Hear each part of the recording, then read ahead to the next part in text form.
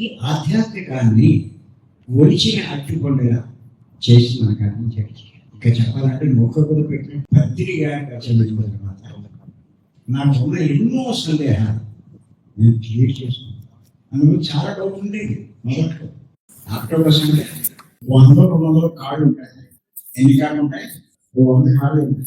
ఆ October Sunday నడుస్తున్నప్పుడు ఏ కాలు వేస్తుందో ఏ కాలు తీస్తుందో దానికి తెలియదంట.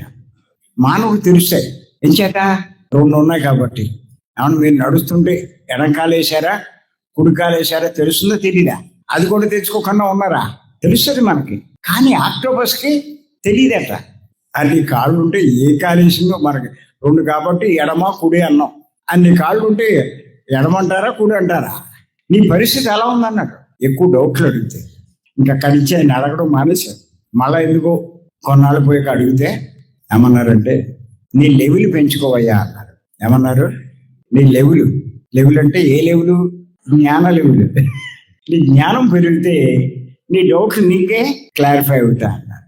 సరే, అప్పుడు ఏం చేశానంటే ఆయన అడగడం మానేసి ఒక పుస్తకంలో నాకు వచ్చిన డౌట్లన్నీ రాసుకునేవాడు. ఏ డౌట్ వస్తే డౌట్ ఆ పుస్తకంలో రాసుకునేవాడు.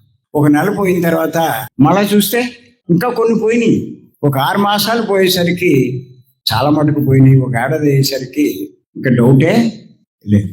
మీరైనా సరే జ్ఞానం పెంచుకోండి, జ్ఞానవంతులు కండి, జ్ఞానం యొక్క గొప్పతనం తెలుసుకోండి.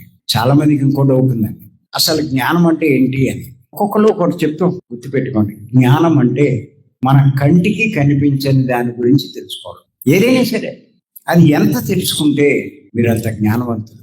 కానీ అటువంటి జ్ఞానం పొందడానికి మరి మీరందరూ ఎంతో శ్రద్ధ చూపిస్తున్నారు. అదే మాకు చాలా సంతోషం, ఆనందం. నేను మిగతా వాళ్ళు కూడా మన జూమ్లోకి రాని వాళ్ళు, భీమవరం రాని వాళ్ళు పదే మరీ చెప్తున్నాను. జ్ఞానం యొక్క విలువ తెలుసుకోండి. జూమ్ మానకండి. పత్రికారు ఎవరిని వదిలేమంటలా, సరదాలు వదలమంటలా, సంపాదన వదలమంటలా, ఉన్నంతలో అనుభవించమంటున్నారు. కానీ జ్ఞానం పెంచుకోండి. జ్ఞానం యొక్క విలువ తెలుసు కాబట్టే, గొప్పతనం తెలుసు కాబట్టే ఇంత ఎలా చెప్తున్నాను.